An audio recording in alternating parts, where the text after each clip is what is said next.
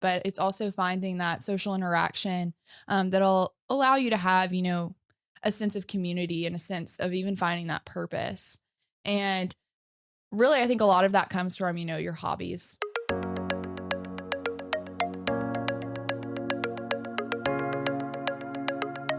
Welcome to Rise of Retirement Podcast. Are you curious about what to do 5 years before you retire? I'm Casey Smith. Today, I'm joined with our financial advisor, Michaela Dowdy. Each week, we bring you practical advice on retirement investing and planning for your financial future. Don't forget to subscribe to the podcast wherever you're listening. Let's get started. Hey, Michaela. Hey, Casey. What to do 5 years prior to retirement is probably see a financial advisor. Yes. As soon as I saw this title that they wanted to discuss today, I thought, man, that's when a lot of people come in. It's like about 5 years prior, but you got to be in here 10 years prior or even 15 years prior. Yes. Anyway. But I do feel like the big time to come in is about that 3 to 5 year period. I think people are like, oh, I've got to go in and make sure everything's set up. But then a lot of times you're pretty set at that point. At the 5 year mark, it's pretty much it is what it is. There's not a lot of fluctuation versus, 15 years out, we can make some adjustments and have a lot more flexibility there. Well, you've got a good list here. I'm excited to get through how many do we have? I think there's 8. 8. Yes. 8, your 8 things you should be doing prior to 5 years prior to retirement. That's a really long title. All right. So I guess let's kind of start diving into it. Retirement's a big transition for people. Mm-hmm. And I find that we meet with a lot of people who typically, if you're coming to a wealth management firm, you probably got things kind of mostly figured out, or at least you've been a good saver probably. Yes. But I think what I find myself saying the most to people is go live a life. Exactly. I mean, yes. It's crazy. It's like we've doing. been saving. You're just programmed to save, and then you finally get to that day and they don't do anything. And so I sit here saying, where is it you want to go? I've always wanted to go to Paris. It's like, well, go to Paris. Book the ticket. Yeah, book the ticket. I don't know if we can afford that. I'm like, and you show them the projection to like, this is how much money you have at 95. And you're probably not going to live to 95, but this is our standard projection. Yes. And they're like, oh, that's a lot of money. It's like, yeah. Like I literally told somebody who's incapable of ever buying a new car. This a couple of weeks ago, they're literally incapable. They have 3 very old cars, very, very old cars. Don't need to have old cars. These are like 20 plus year old cars. And and kudos to Honda and Toyota. They last a long time. Yeah, they do. I literally said, he goes, well, it's hard to buy cars because I like a manual transmission. And I said, okay, well, go buy a Porsche. A Porsche GTS has a manual has a manual transmission. And his wife's like, oh my gosh, he would never buy a Porsche. And so I was like, surely Toyota has to have a manual somewhere. You would think. I'm sure you can custom order anything, right? But no, I literally went to his plan and there's like a little Porsche picture of a sports car, and I put it in there, and I put $350,000 in there, which he is incapable of doing that. I understand this, but I figured, well, you can only go to the extreme in order to get him back to center, right? Yes. So I was like, you can buy this Porsche, and the needle didn't move. They still had like 99% probability of oh my goodness, not running out of money, right? And the next week, she sent me a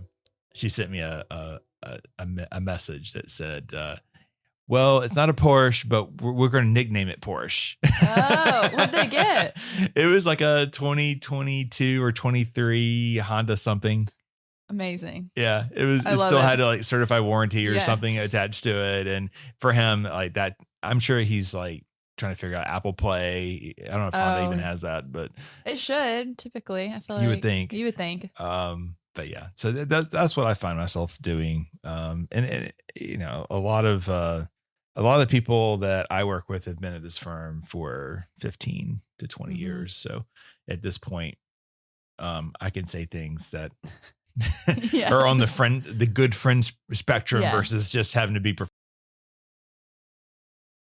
more of that almost like friendship in a way, like a nice like advisor of a friendship in some ways. Right. Exactly.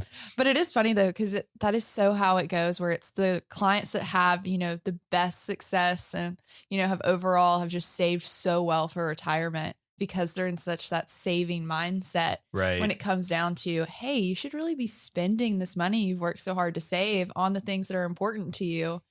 It feels wrong. And then if you apply, it feels wrong to them. Mm-hmm. But then if you look at the last 10 years and the stock market's done so well, yes, that even what they're spending normally, you're getting double the amount back in rate of return. Yeah. Sometimes triple the amount. No, definitely. Now that's not every case. I mean, we still have to have those hard conversations with people of, you got to dial it back. Got to think about your future. I mean, that still happens, but I find that at least in this season of review meetings, that seems to be what the most common theme is go live a life, go find something you want to do, go live a life.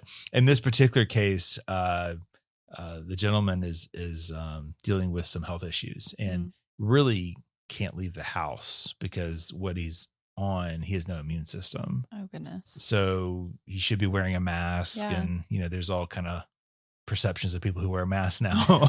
He's nothing political. It's literally just, for his health. He did some major surgery and he can't be out. In fact, last year, I think he came to the office and just the trip here and back, somehow he got sick. Oh my goodness. Yeah. So probably one of us here, without even knowing it, being perfect, healthy people, were carrying something, and he got very sick, but he insists on coming in. But so I told him, I said, go buy the Porsche. You don't have to be around anybody. No. Right? No, you don't. Not anymore. You can drive to your heart's content. But hopefully he'll do that in his Honda and get out of his house. But yes. All right. Well, let's start with your list you've put together. Yes. So, I mean, this really touches on essentially what we were talking about just a second ago, where really starting to define what that retirement or what your retirement will look like for you is huge. So, really trying to figure out, okay, your last day of work comes around. Well, what are you going to do with each day after that? Because the big thing that we see is a lot of times, people don't think of, well, what is my schedule going to be after retirement? And if you don't already have, a thought process of, I want to be involved in this organization in the community, or I want to be involved in this after, retirement, or I want to focus more in on this volunteer opportunity that I've been a part of, but I want to be even more involved. Or even like, I want to go to the golf course and play golf with my buddies every single day, Yeah, that sounds good until you actually try to do it. True.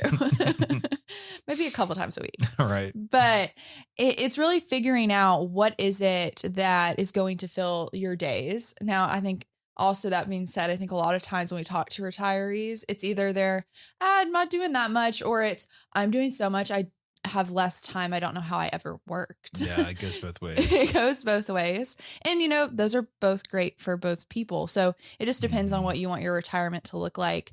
But it's going ahead and outlining that, of understanding what is that for me, of what does retirement look like? Because if you don't know what you're anticipating for retirement, you can't really plan for retirement if you don't know what you're planning for. Right. So. Yeah. Finding your sense of purpose. Yes. With the airline pilots, I think that can be the hardest, because your identity, especially for males, your identity is what you do and who you are. Definitely. And then so when that's not there anymore, then for a C-suite executive, it's the same thing. You're used to kind of being catered to and kind of ruling the world, and you probably don't rule your home if you've been working that much over your career. Yeah. So there's definitely some adjustments. I hear a lot of people say, well, I'm going to do some part-time work when I retire. I can never stop working. And that I often translate that to mean that I have to have a sense of purpose. I need to be doing something. Definitely. It's not because they can't afford to retire. It's just because they need to have that drive every day. So understanding what that looks like is very important. Yes, exactly. And I think it's really important if you have, a spouse or a partner that you're going into retirement with, to make sure you're both on the same page of what does retirement look like. Because I think sometimes it can be seen as, oh, well, so-and-so is going to retire this year, but it's like, well, what does that mean for you guys as a family? Is that, are you both on the same path? And I think it's something too, when we're going through the planning process, we talk through expectations and concerns for retirement. But the big thing that is always kind of notated when we're going through it is you don't have to agree on everything on these. We know you're two different people, but it's also, if you're not agreeing on those, then we do have to find that harmony of it too. So if one spouse is wanting to travel the world and go everywhere in retirement, but one's wanting to stay home, well, where does that middle ground come to? Is I think the biggest one I've seen is the staggered retirement. So one person retires before the other, and whenever the male retires before the female, I it's like every time it's like she doesn't know it. He goes, "Yeah, I'm gonna retire probably next year," and she looks at him like, "What? Well, what am I supposed to do? I have to work 5 more years." You know? So not being on the same page on that front can be difficult. Yeah. But yes, communication in any marriage is a good thing to have. Yes, and you just want to make sure you have that shared vision for retirement, and making sure that you're both just on that same page and want to achieve the same things out of retirement, even if it is a staggered retirement where one of you is working longer, that, you can figure out, well, what is the balance of that partnership now of, only one spouse is working when we had 2 working before, or both of us are no longer working. What does that look like? And so, just figuring out how the home operates at that point can be very different. I think even joking, we kind of joke about it through the planning process too, of, are you going to have too much time together? And I think it is funny, even with especially I think our pilot families, it's like, maybe, I mean, I'm gone, 14 days out of the month sometimes. And now I'm going to be home all the time. How is that going to work? And so, some couples are like, I can't believe that would even be on there. And then others are, oh no, we're actually concerned about that. So, even finding those boundaries with yourself of when do you need alone time, and, just again, having those communication and open communication with any marriage is important. Absolutely. Or even any just long partnership. Cause I think, even sometimes in retirement, are on a second marriage or just second, relationship in general. So overall there, just really talking openly, with your spouse or partner is important. But then also going into the next point here is auditing your social network, which I love this for the mental capacity that is so important. So there's just such a big loneliness epidemic once you retire a lot of times, and people don't prioritize finding that community. And so then they just go through a really kind of tough depression in some ways when they retire, because they don't have the community that they had at work. You don't realize how much you enjoy your coworkers until you're not going to see them every day. Or sometimes they help you retire because you don't, because you're frustrated, but yes, exactly. But you're still getting that kind of, conversation, even if it's, the water cooler talk or, whatever it may be. And so it's now, figuring out, well, where am I going to get that social interaction that I used to get, from work? And now I have to go find that myself, because it is very easy to become a recluse in retirement and just sit at home and do whatever hobby you want to do. And if that's what you want to do, that's perfectly fine. But it's also finding that social interaction, that'll allow you to have, a sense of community and a sense of even finding that purpose. And really, I think a lot of that comes from, your hobbies that you do. So, jokingly, everyone has, pickleball on the brain, I think, for all retirees. But, whether it's having a pickleball club or even a book club, if you're a big reader, and just going to that a few, times a week or once a week, however it may be. And then, even just figuring out those kinds of hobbies to just fill your time and find your like-minded community in that way. So. And overall, just looking at just those hobbies and figuring out what is important to you, and then how can you kind of build that community from there. And a lot of times your friends likely already have similar kind of hobbies, and it's just kind of, taking the launch or the leap to, be a part of either a club or a group, or even start one yourself if you have something you're passionate about and, want others to be a part of. Before we jump back into the episode, do you know if you are ready to take off and launch into retirement? Get your pre-retirement checklist, a free guide from Wiser Wealth Management. From cash flow to Social Security, we've got your countdown covered. Go to wiserinvestor.com/guides to download your free guide today. Now let's get back to the episode.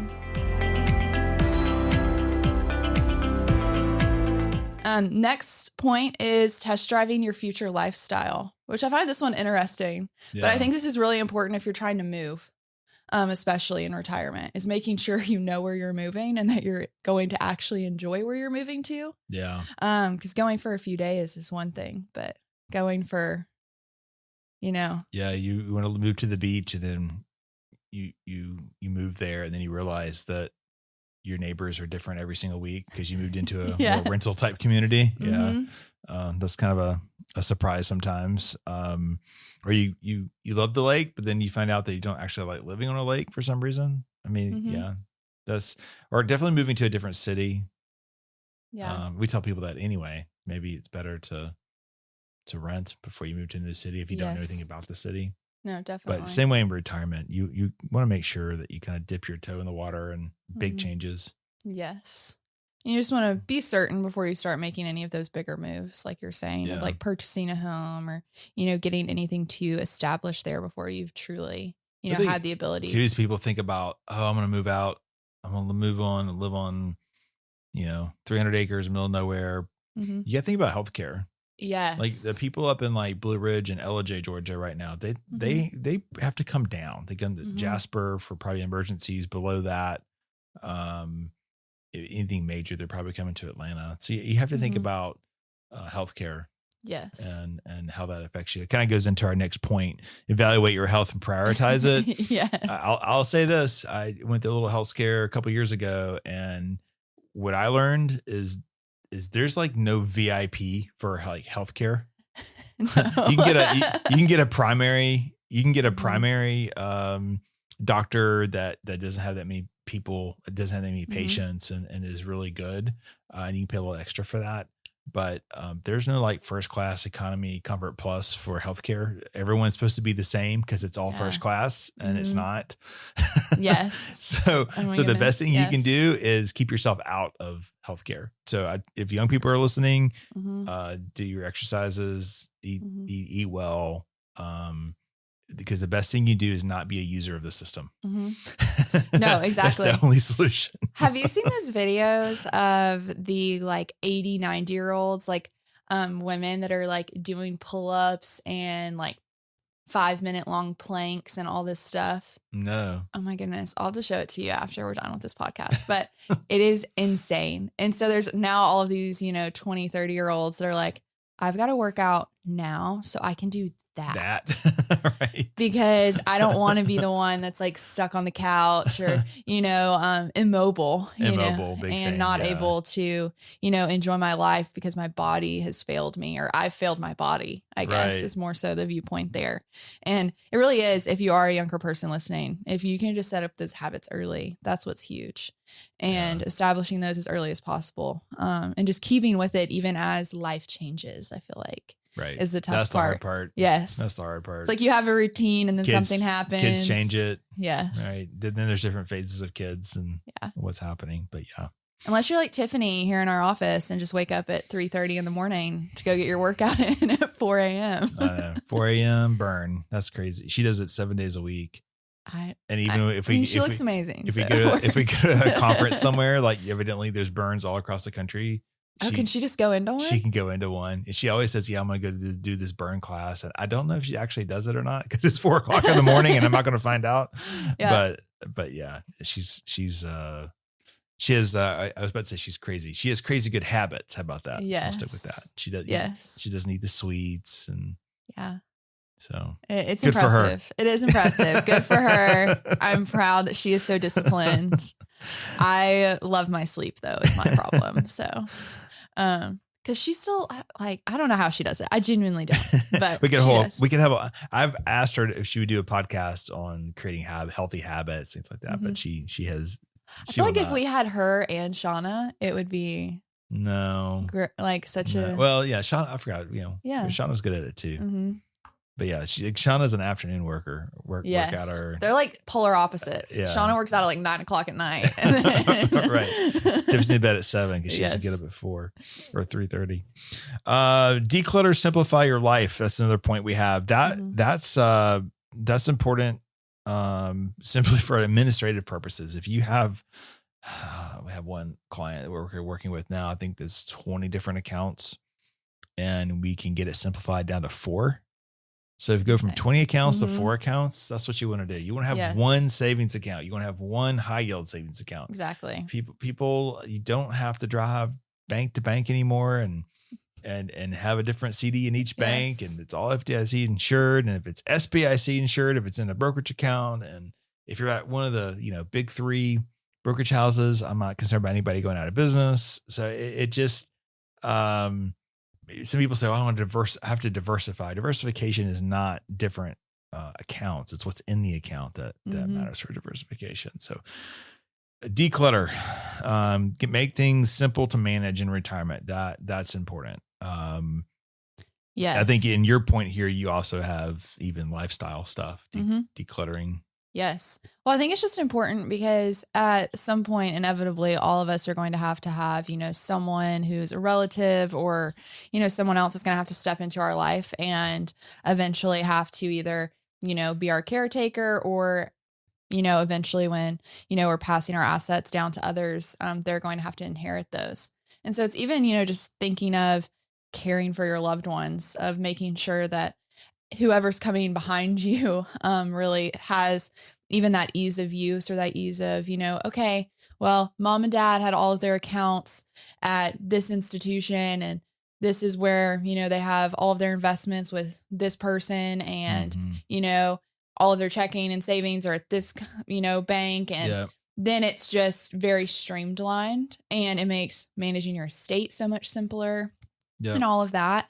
And then especially if you're decluttering your home, I think this helps even from a health perspective of making sure that you don't have anything that's just like collecting dust and, just overall germs and residue and mold and all the things of just making sure your home is cleaned and regularly taking out things that don't matter and that you're not using anymore and having the ability, even if it's, I hate to say it, but even if it's hiring someone to say like, hey, I don't have the ability to clean my 3-story house anymore, my however much. If you've built a home you love, but you've now gotten older, even if it's saying, hey, I need someone else that's going to come in and make sure that this is taken care of. And it's just something that's so important. And so just making sure that everything's simplified for you and your loved ones, because that's just huge. Even beyond. A lot of the things that we do for people is people say, I want to downsize, and you start kind of working through what that looks like for them. And downsizing a house is not cheaper in most cases. You sell your house, but you can pay more for the next house.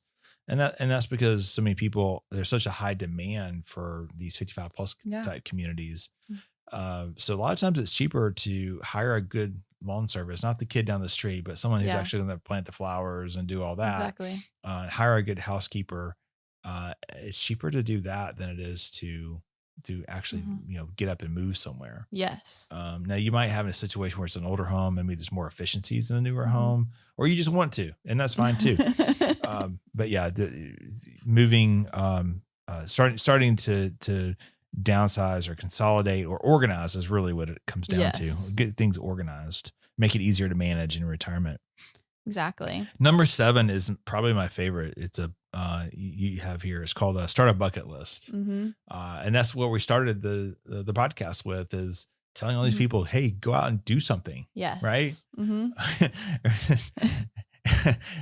There's the strangest things that show up in my Instagram feed, but there's this guy out in Louisiana. His name's Chris Lynn. He's on Instagram. Okay. I don't know what he does for a living. He reminds me of my brother-in-law, actually, who grew up in Cordele, Georgia. But he, his whole thing after every post he has is he's like, I'll get up your ass and go do something. Get off your ass, go do something. That's all he always says. I would encourage this podcast to get off your rear end and go do something. Yes. Go see something you hadn't seen before. Go do something that brings joy. what I tell a lot of the clients I work with is I give you 2 weeks on the couch, and after that, you got to have a purpose, is what I usually say. Yeah. So write down a list of things you want to do. Maybe you can do a lot of it pretty quickly, because what happens is it's like you're 60, you feel like, you got some aches and pains, and we both have the privilege of working with people all over the age spectrums. So we know that our 80-year-olds aren't moving as much. Yes. Right. We know that 60-year-olds still think, well, we're going to do this sometime. Yes. And then 70, 75, a lot of little health things come in. Sometimes you have a health scare about that age. So I'd say make your list, and while your feet can move and your knees don't hurt as much, that's when you want to be climbing steps in Paris. Exactly. Because it's a lot harder to do that when you finally get there. If you've done planning right, up until planning, you had the time or you had the money. You never had both. After you got the planning done right, and now you're retired, you should have the time and you should have the money. Exactly. So that's when you need to get off your couch and go do something.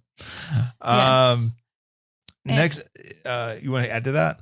Well, I was going to say, I think one of my favorite stories that you share frequently is the story of, having clients that came in, they just didn't know what they wanted to do. And you sent them, or they weren't going anywhere to travel. They weren't and you sent them just a shoebox of postcards. You can't find postcards anymore. Go somewhere. I can't even find it on Amazon anywhere. We end up buying find an old shoebox of postcards on eBay.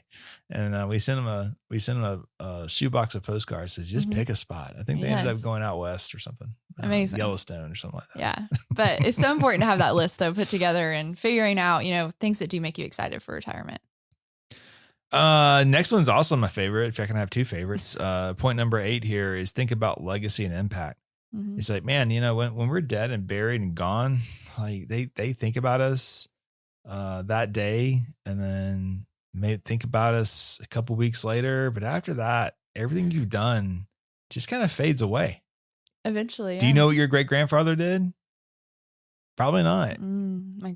Well, I have one great grandfather that was alive for most of my life, too. Well, I'm just saying, even great great grandfather. Yeah, no. Right? True. Very true. So you become that weird picture in a photo album for people who still have those photo album, and you're like, I don't know who that is. And you have to look on the back of the card and go, oh, that's Uncle so-and-so or whatever, right? And I would just say, how do you leave a lasting impact? And one, it's telling your family story, especially if you have a good story, telling your family story. I hope that based on what we're building here, I hope that 3 generations down, that my family is still talking about, oh, there was this company called Wiser Wealth Management. It's still here today, but that's where it all started for us. Yeah. I'm the first generation to do this. There prior generations have done this, but they didn't transfer well. Okay. Right. Yeah. My great grandfather had a plastics business, and it did not transfer well. When he passed away, went to the employees of the company. Oh, well, that's cool.